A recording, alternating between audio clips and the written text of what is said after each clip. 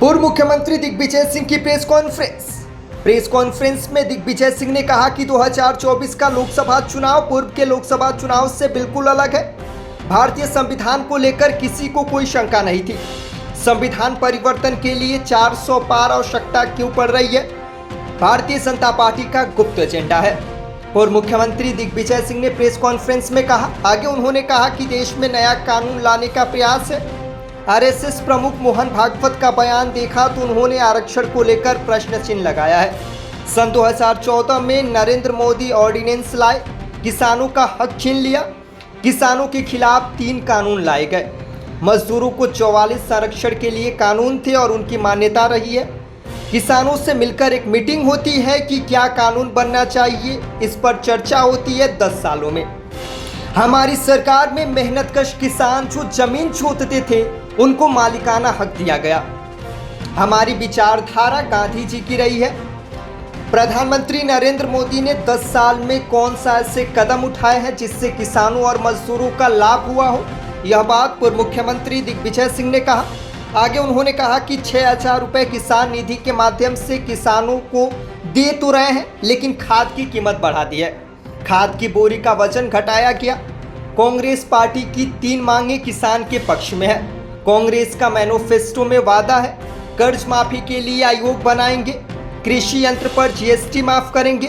किसान की मेहनत से उगाया हुआ अनाज की कीमत नहीं बढ़ाई जा रही है, लेकिन तेल की कीमत बढ़ाई जा रही है। पहले 1 कुंटल अनाज बेचने से 1 तोला सोना आता था, आज 25 कुंटल बेचने पर 1 तोला सोना आता है। कांग्रेस पार्टी ने अपने घोषणा पत्र में ये बात का उल्लेख किया है। 2 प्रमुख मांग हमारी 3 किसानों के पक्ष में है।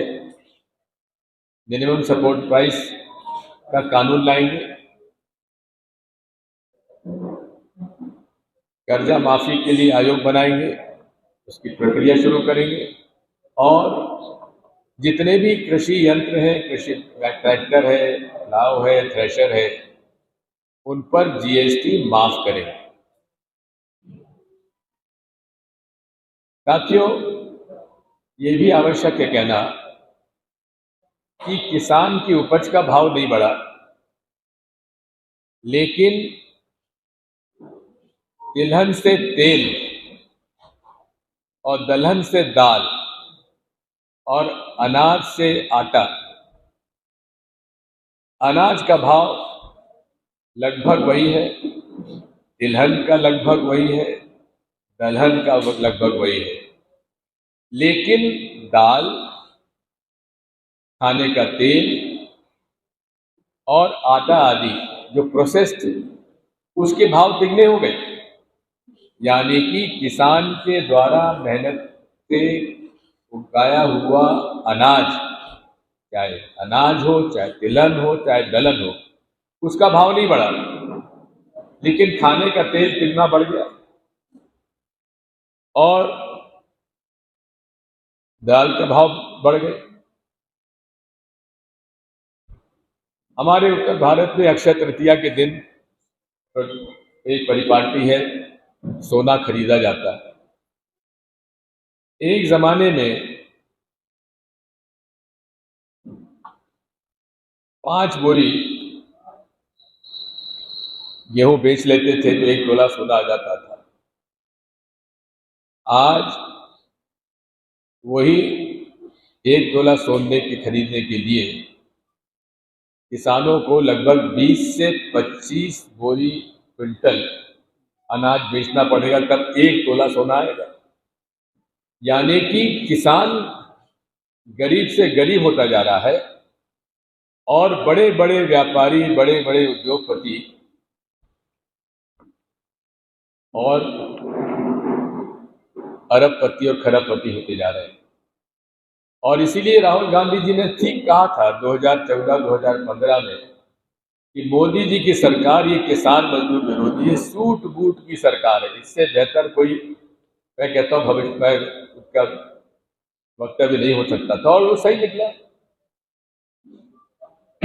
बात वही है कि पिछले 10 साल में मैं तो भारतीय जनता पार्टी से पूछना चाहता हूँ कि किसान और मजदूर छोटे और मध्यम व्यापारी और छोटे और मध्यम उद्योग के लिए कौन सी नीति, कौन सा कानून बनाया, कौन से नियम बनाए जिसके माध्यम से किसान, मजदूर, छोटा मध्यम व्यापारी, छोटा मध्यम वर्गीय उद्योग, यदि देखें तो नोटबंदी में सबसे ज्यादा नुकसान हुआ है तो छोटे और मध्यम उद्योग।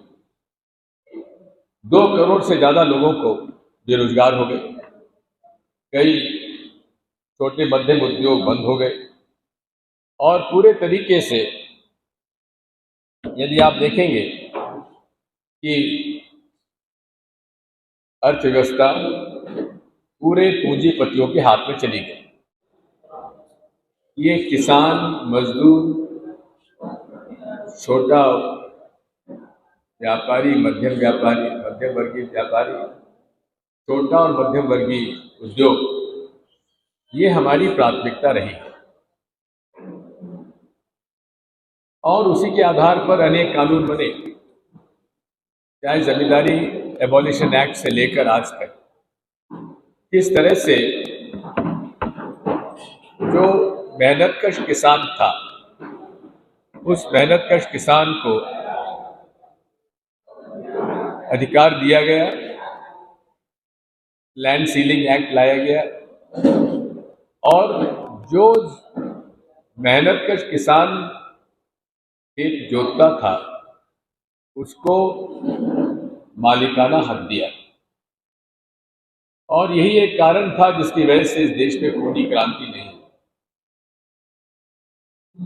और आज ये सब वो लोग हैं जिन्होंने इस देश को हरित क्रांति का स्वरूप दिया। इसी प्रकार से कांग्रेस ने बड़े बड़े बांध, बड़े बड़े उद्योग स्थापित किए और समय के साथ अलग अलग योजनाएं लाए, चाहे शिक्षा के क्षेत्र में, चाहे स्वास्थ्य के क्षेत्र में, हर तरह से देश के विकास में योगदान दिया। एक जमाने में लाखों लोग भूख से मर जाया करते थे, इतना अनाज पैदा नहीं होता था, लेकिन आज हम लोग सरप्लस है और अनाज हम निर्यात कर रहे हैं।